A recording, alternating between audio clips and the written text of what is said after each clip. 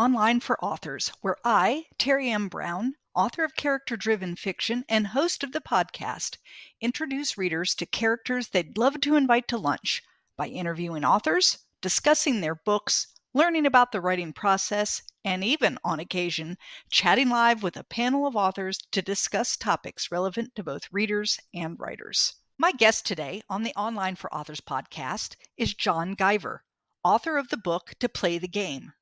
John's lifetime interest in the 1972 Andes flight disaster led him to travel to the site of the accident in January of 2013 in the company of one of the 16 survivors. Through him, John met many others connected to the story. In my book review, I stated To Play the Game is the story of Flight 571. You may remember hearing about the plane that went down full of rugby players. The plane crashed, and it took 10 weeks before they were found. A famous book, Alive, talks in detail about those 10 weeks, but John's story does even more. First, he doesn't focus only on the survivors. Instead, he tells the story of every person on the plane so we understand why they were there and what their life was like before the crash. Additionally, John spends a lot of time setting up the worldview of the passengers, including their hometowns, occupations, education, and even love lives. Finally, John looks at the many possible causes of the accident. Each of these pieces makes this book a very comprehensive look at Flight 571 and all who were affected by the tragedy. It's a must-read.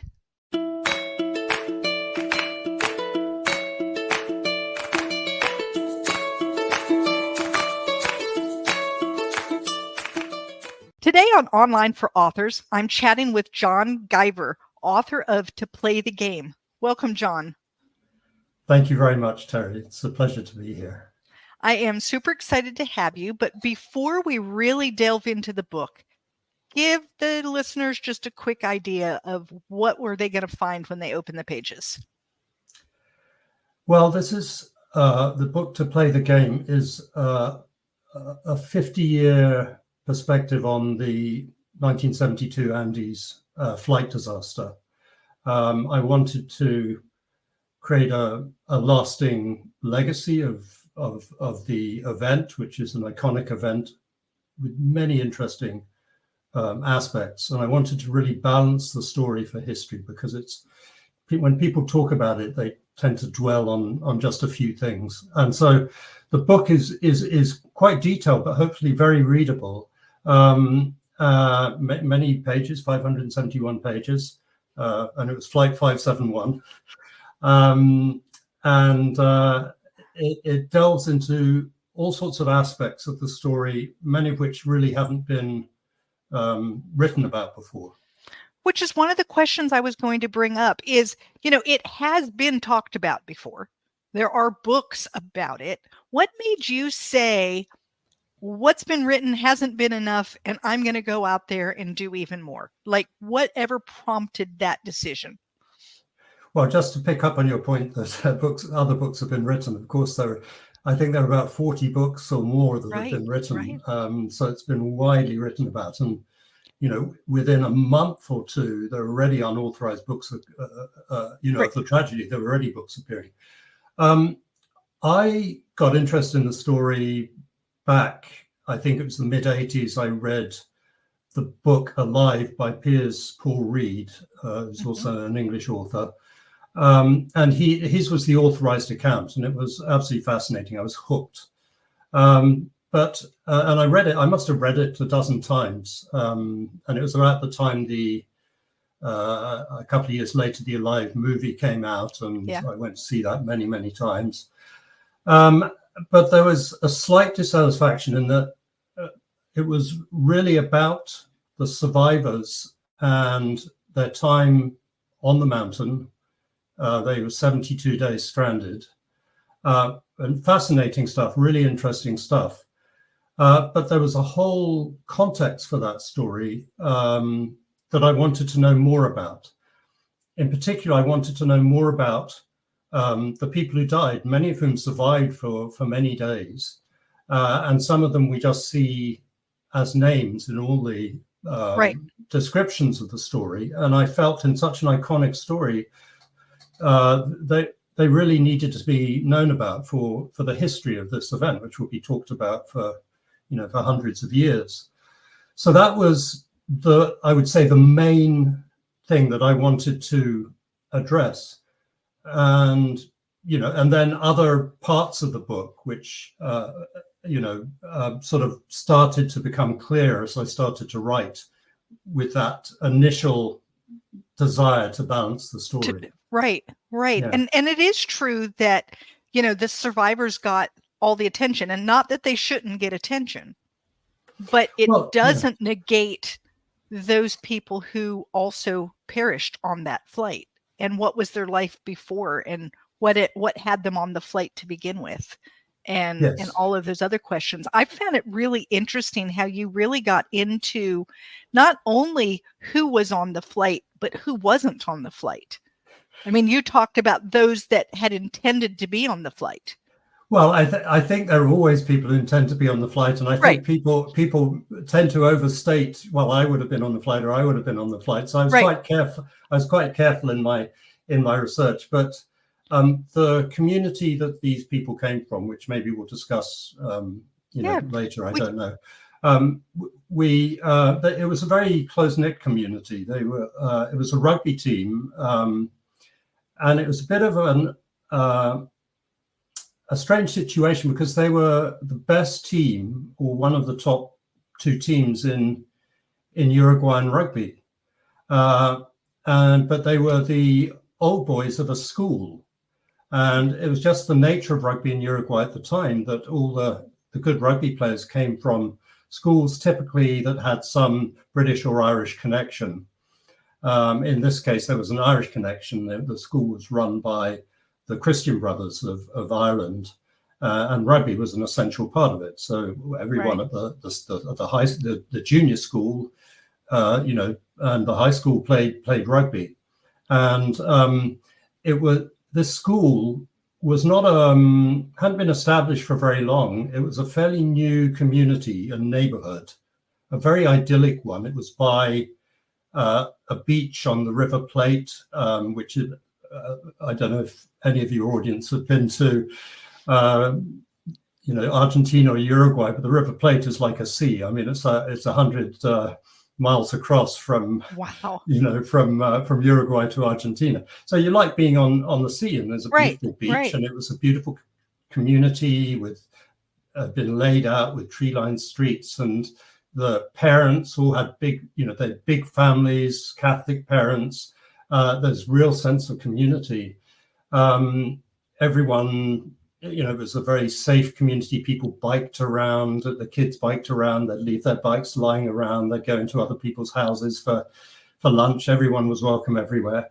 And they all went to this school. So of the 40 passengers on the plane, if you wind back to 1960, 12 years before the accident, there were 26 of them had were attending simultaneously at the same time the junior and middle school. So it was a very everyone knew everyone. People people who survived lived next to people who died. People who might have gone but couldn't for one reason or another, as you mentioned. They all knew each other, and that's one of the many facets of this that makes it such an interesting story. Right. So these were not 40 strangers on a plane. Correct. There were, probably there really weren't any strange. There were one or two who were not really known to the other passengers in the plane. Right. And the crew, of course. Yeah. Right. And so that's a very different thing than if you think about the average, airplane ride. If I were to go today and say, well, I'm going to, fly to Colorado, and I got on the plane, the likelihood is I don't know anyone I didn't book a ticket with. Like there's no one else on that plane. So that is a very different feel to essentially be going through this kind of tragedy with those people that you've spent the better part of your life with, eating lunch with, dropping your bike off in the front of their yard, right? Yeah, or playing rugby. Playing rugby. Going to school with, and and they chartered this plane. It was a Right. Uruguayan Air Force plane. So there were 40 places, and to get the good price, they had to fill the plane. So the rugby players were begging their friends and family to come along. Right. We want to play the game, but why don't you come and you can go shopping or do whatever it is that you're going to do, right? Because it's so cheap, you might as well do this. It's a big deal. And Chile was very cheap at the time, right? Just because of the political situation. Right. So, that's very interesting. I'm curious, when it comes to like the research that you had to do, did you go and do, like, did you go? Were you there? Did you walk the streets? Do you know the places? Oh yes, I've been many times, both to I've been to Montevideo many times, to Carrasco, which is the neighborhood in Montevideo. I know where everyone lived. I met all the people involved and talked to them at length. I've also been to the crash site on a couple of occasions. And also many other places associated with the event. I mean, Mendoza, certainly, but also San Fernando in Chile, which is where the rescue took place from. And now, did you go to these? Did you go to these places for the sole purpose of learning about it for this book, or is this just part of your everyday life, and these are the kinds of places you've been to? A little bit of both. Mainly the former. I went to the site of the accident in 2013 out of interest. Okay. And I went on an expedition that was run by a Mexican-American mountaineer.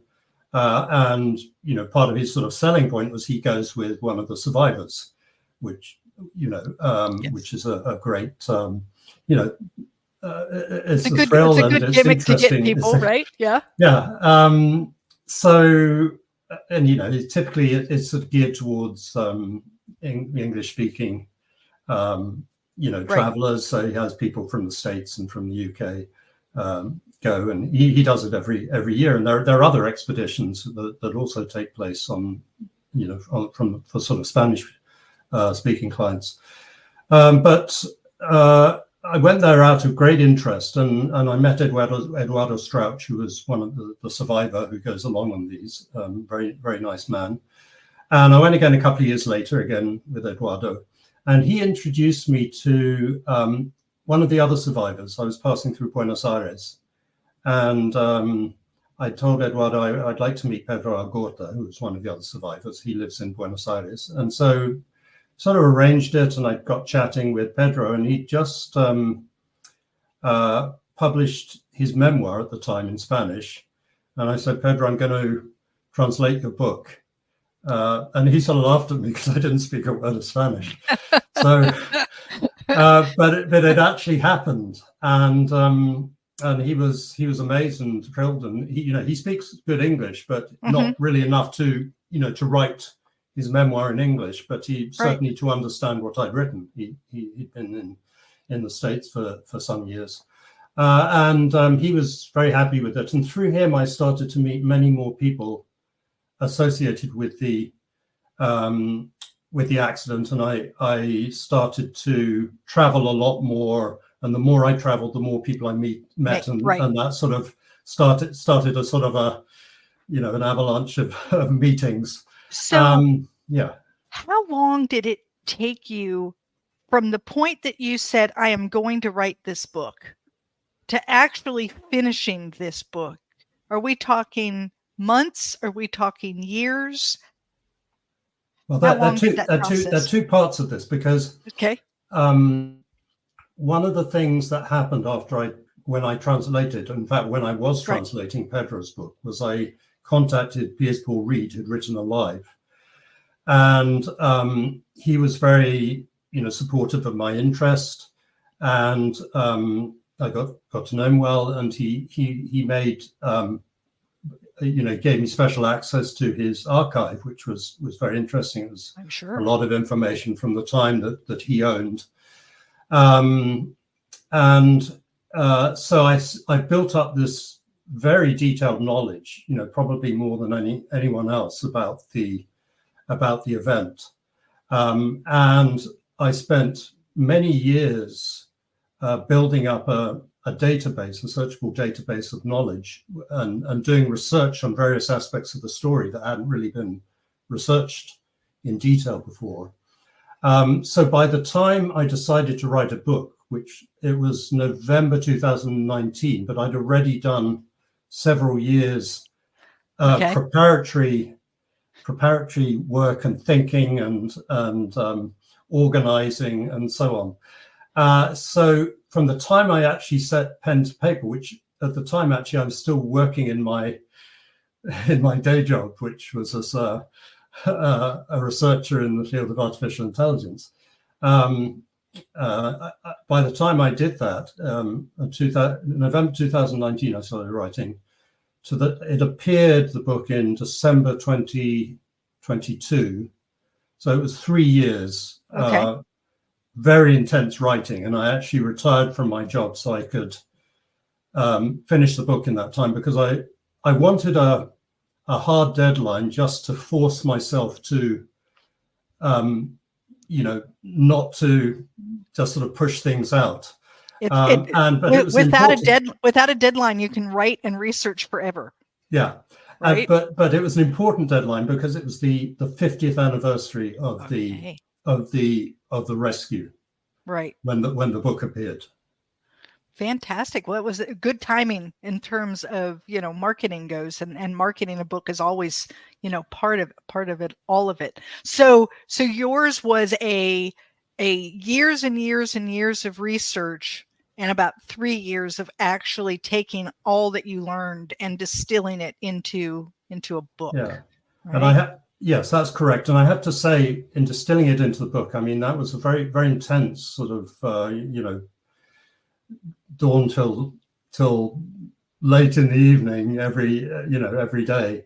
But I also had to balance, there were bits of the story I had to go and check on. I did, several more trips while I was writing, because I was writing about, people who, if I was writing about the people who died on the mountain, their brothers and sisters I was talking to, and I needed to go back and say, look, this is what I've written, if there's anything that's incorrect, let me know. And then they'd volunteer more information, and then I had to rewrite the chapters and so on. So it was it was writing, but it was also interacting while I was writing. And to some degree, that was very healthy to, it's like I sort of was underwater for a long time, and then you come up a little bit for air and you interact with people, and then you go back, back into your study and your isolation. Right. I tell people that being an author can be very solitary, and you almost have to plan on time, togetherness time, because you can get very lost in that work. And yours in particular, because it was extremely research heavy. Yes.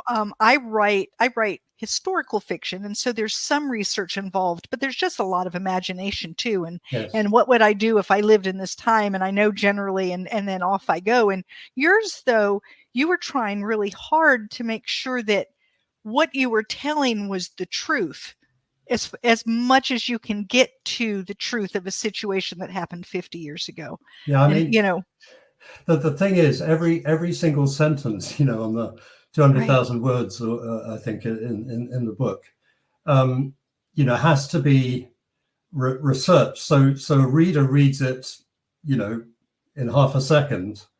But for the writer, I've got to say, well, not only do I have to construct a good sentence here, but I also have to make sure, that I have some way to back up this fact, right? And and if preferably more than one way, but that's not always possible.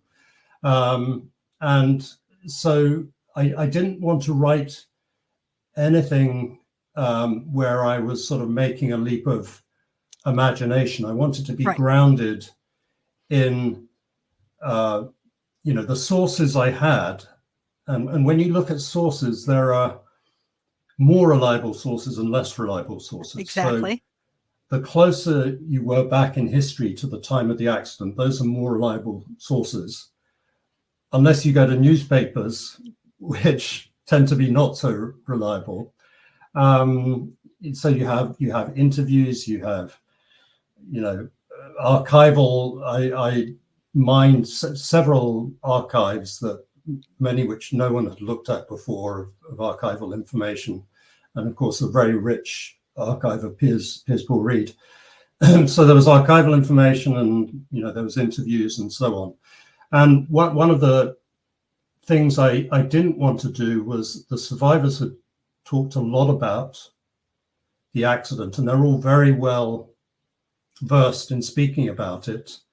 And the sort of line between the real hard facts and what they talk about when they're in front of a camera and so on is sort of different, because they have a certain way of talking about it now, which has now become the reality. It's become the reality, even though if you could go back in time, things weren't quite as straight lined and easy as what was coming out of their mouth. Right. Yes, I mean they're stories that have been honed over time. Right.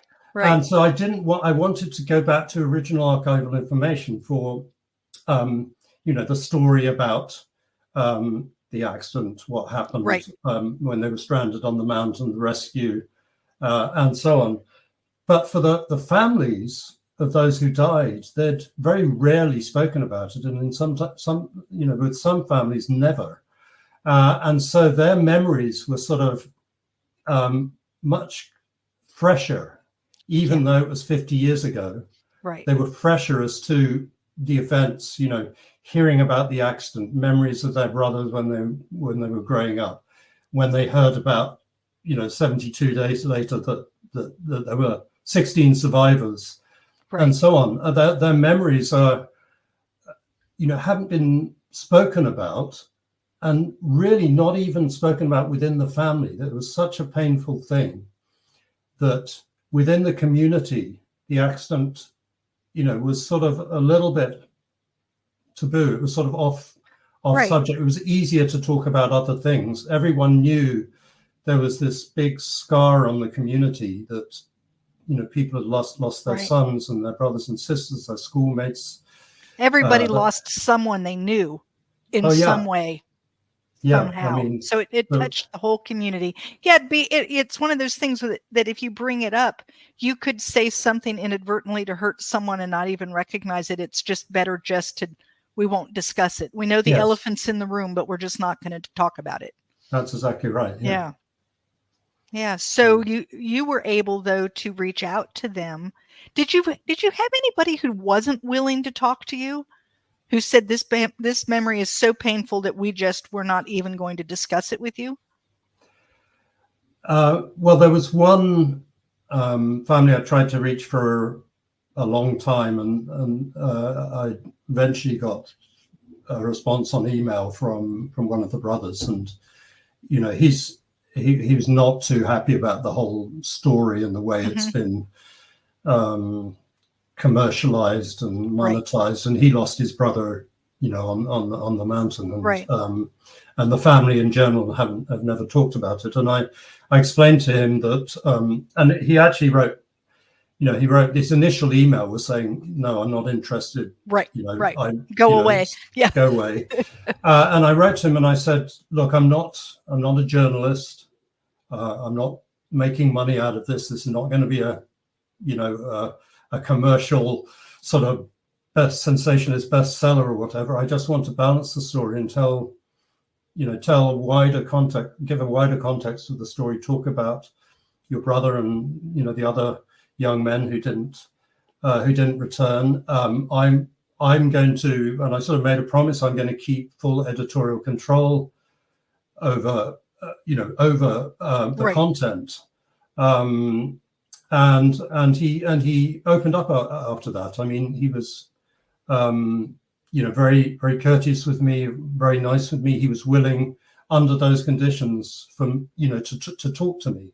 Right. And so the story of his brother had never really been, told. The richness of the story of his brother had never been told. And there's something probably very healing about that, to have been involved in this horrible tragedy and not been able to get your story out, your brother's story out, because he didn't happen to be one of the survivors.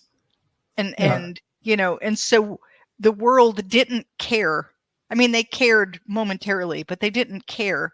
They cared more about the surviving heroes, because that was something to celebrate, whereas the losses is something that you don't celebrate. Yeah. And I think people like a good hero, something Oh, that absolutely. they can, And right? the books that came out, and Piers Paul Read's book, which was a superb book, they, of course, they have to concentrate on the survivors. But now we're 50 years later. The story is a historic story, and the full story needs to be told. Not only about the families, about the whole context, social environment that they lived in, a little bit. That's something I really enjoyed, was there was so much context in your story. Like, you took us places where, we traveled places, and we learned, and what was this community like, and people, we were introduced to people who maybe weren't on the flight at all and never intended to be, but brought other people together. And it just, by the time they were on the plane, you felt like you knew them as a whole, and kind of what made them all tick. Even though we didn't get that deep into it, you did have that feeling that this was not now just this group of people that we're going to learn about the crash, but that we care about all of these people who are on this plane. And now we know there's a crash. And it was a very different feeling, and I enjoyed that aspect of it. Well, I'm happy to hear that, because I mean, that was part of the purpose, was that this was a very special, community. I mean, and Uruguay is a fascinating country. I mean, it was about 2.5 million people at the time. I think it's about 3.5 million now. Small population, always been quite a democratic, country, except there's one little period, which was just at the time of the accident, where the political situation was getting very tense and very, I mean, from an outsider's perspective, very interesting, but from, people who lived there, it was it was interesting, but it was also very scary times. And this was all happening at the time of the accident. And actually, the military, there was a joint, it's called an auto coup, where the government and the military sort of joined forces and took over, the government of the country. There were some people who disappeared and so on. And there were friends of the survivors who, were the Tupamaros guerrillas, who were the insurgent group, who were starting to get more active. And, so the whole story is embedded in that context. And Uruguay is like one big family. The first thing that two people meeting in Uruguay talk about is, who do they know in common? Because invariably they will know someone in common. Yeah, they're going to find their degrees of separation very quickly, right? and also historically, it's very tangible, because you only have to go back 4 or 5, maybe 4 or 5 generations, and you get back to the beginnings of the country. So there's very close ties, both with the history and with the politics, and many other aspects of the country that really color this whole story, that I think is fascinating. For me, I found it fascinating, and hopefully the readers will as well. It was. No, I found it, like I said, just to be a way of really getting a whole lot more context before this accident happened. I'm curious, in all the research you did, and you obviously did a lot, and there's, I'm sure, a lot that didn't get into the book, because you can't put everything you learn into a book, or it never ends. So What was something that you learned that you found like the most interesting or the most unusual, like something you really weren't expecting? Is there any piece of information that really stands out to you as, wow, I didn't know that's what I was going to find here? Well, I think in general, the facts about the story I knew pretty well. Right. Through various archival and interview information. As I set out to write, just in terms of the structure of the book, I set out to write a short chapter on each person who didn't, who died on the mountain. Right. I couldn't get everyone. I got 23 out of 29, and a couple of others I almost was able to interview, but it turned out I couldn't. But what surprised me is I started writing those stories. I thought, well, this one's, maybe going to be a bit dull. There's not much of interest, but right. Every single story I told, every one of those 23 stories had something really fascinating about it. Some that made it a compelling story. And that for me, it was like, I don't know, it was like something outside of me that was just, bringing these stories together. Isn't that, I love that feeling, that idea that, and really what it shows is that, as people, we do some pretty interesting things. All of us have that little spark of something that would make an interesting story. And that's what you were able to pull up is, what is interesting about this person. And then you turned it into this book. So, yeah. Yeah. And these stories are, and sometimes it was a story about the person. Sometimes it was sort of a related story that just fit so nicely into the story I was telling. But every single one, there was something, something I think really fascinating. And the other thing, it's not really so much about the story. It was really the whole process of writing the book. I did feel it was sort of something that I had to do. It was something outside of me that was compelling me, to do it. And things, and I felt an extreme sense of calm as I was writing the book, even though I was sort of juggling, 20 balls at the same time and, contacting various people and sending WhatsApps and, searching my archive and organizing things and trying to write good prose. And there were bits of the book I had no idea I was going to write. And just, things just opened up as I was doing this, as I was doing the book. Things opened up for me in an extraordinary way, really. I can't go over all the things, but it was it was something I knew I was going to complete the book, and I knew it was going to be a good book, and I knew it was correct for me to have written it. I love that when everything comes together that way. Yeah. Are you, John, do you plan to write anything else? Was this a one-time book, or you say to yourself, I've done one, now I want to do more? Well, I don't want to, rule out anything. I was a technical guy for all my, career. I wrote technical papers and so on, but I hadn't written anything before this. But I think, the prose is reasonable.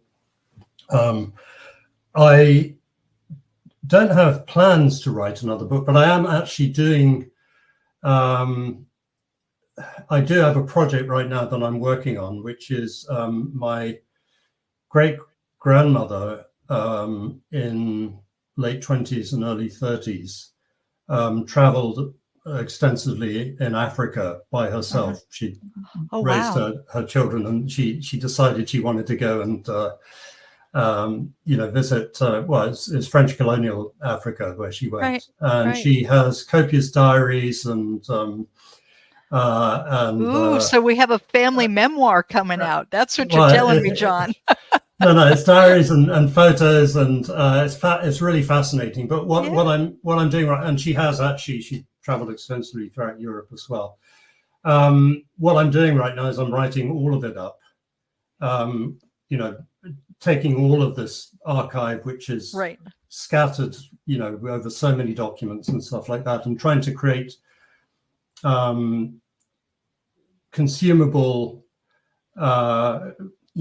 pieces of writing for people in the family to appreciate what a remarkable woman she is, and to understand, some family history, because otherwise it will get lost.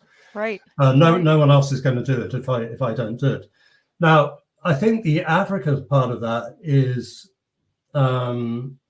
actually quite important. It gives a unique insight into West Africa and French Equatorial Africa of the time. So I'm not saying that I don't think it's something that would be a bestseller, but it's something that might be worthwhile making available to a wider public. That sounds like it to me. That sounds very interesting. I really enjoy. I call them family memoir. It's when you've taken things that your grandmother wrote or your mother wrote or whatever, and you turn it into, or you take their story and you turn it into something to tell. And I have found those to be extremely interesting, to just see what other people's lives were like and the things that they saw. So you never know, you might have a bestseller and you don't even know it, John. But I mean, my thought was, I'm not planning on writing any fiction, but I never say never, right? But in family history in general, making sure it's accessible, even an uninteresting detail. So, for example, I scan everything, and it all goes into a big family memoir, folder. But in my imagination, I think, well, maybe my great grandchild or something wants to write a novel, and he's got all this source of information to pull from, as it interests him or her, to write a good work of fiction. So I think it's important to capture these things and not I think so too. Let them get lost. I agree. John, if someone wanted to reach out to you, talk to you about Play the Game, or just about your writing in general or your research, how do they do that? Well, there's my website is John Guiver, that's JOHNGUIVER, V for Victor, .org. And that has both links to Play the Game, both digital and paper, and also I translated 2 of the memoirs of the survivors. So those are there too. Those are there too, and there's also a contact page there if anyone wants to. So I'll have that link in the show notes. I do want to say that if you want to keep this book discussion going, you can head on over to Novels and Latte Book Club on Facebook. As a member of this group, you're going to have the opportunity to win a digital copy of To Play the Game. So head on over, and that link is also in the show notes.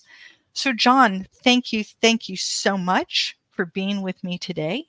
It's been a real pleasure. Yeah. I enjoyed the book, and everyone run right out there and grab it up, and make sure you leave reviews if you've read it, because as an author, a review means a lot, doesn't it, John? Yes, I value those reviews. All right. For reviews, yeah. Absolutely. Thank you so much for being with me today. Thank you for listening to Online for Authors, where I, Terry M. Brown, author of character-driven fiction and host of the podcast, introduce readers to characters they'd love to invite to lunch. Tune in next Tuesday for another podcast episode.